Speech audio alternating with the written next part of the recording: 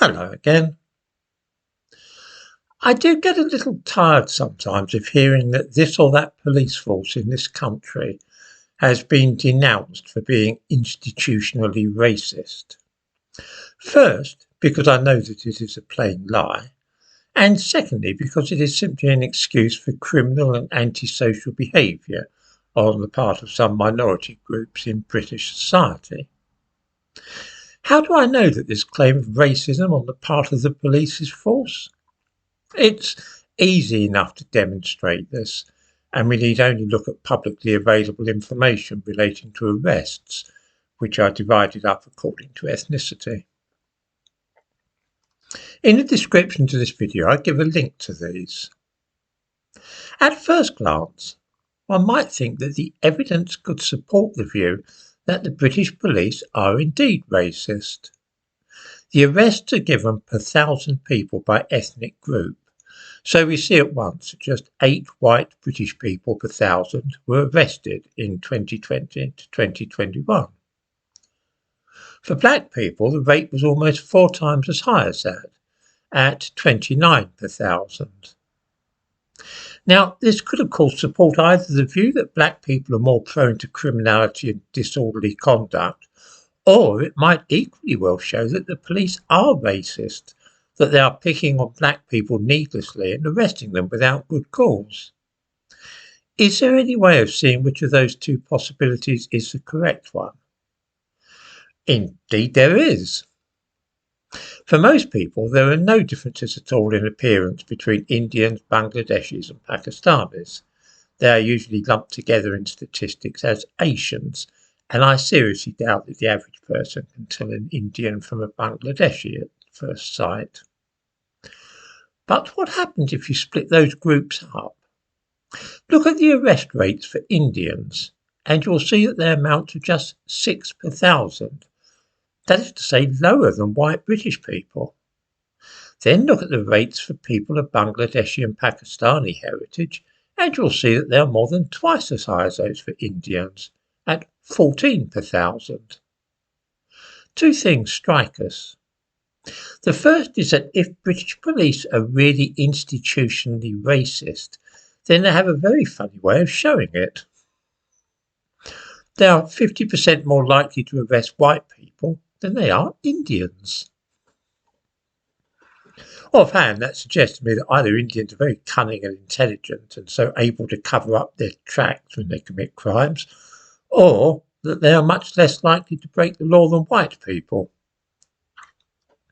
The second thing which strikes us is that if the police are racist, then they are extraordinarily fussy about the ethnic groups whom they make the victims of their racism.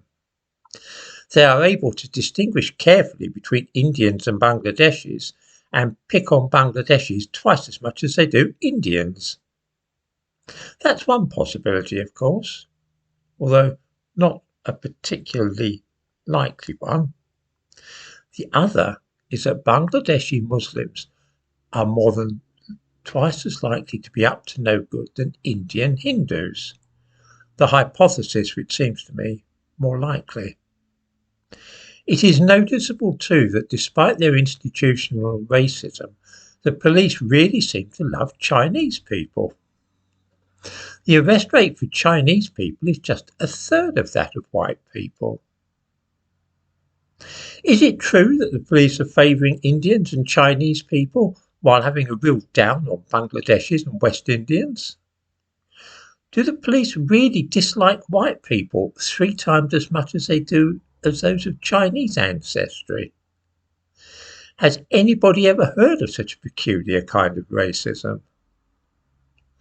Of course, the other explanation would be that Chinese people and Indian Hindus tend to be a lot more law-abiding than the average citizen, and this is why they seldom clash with the police.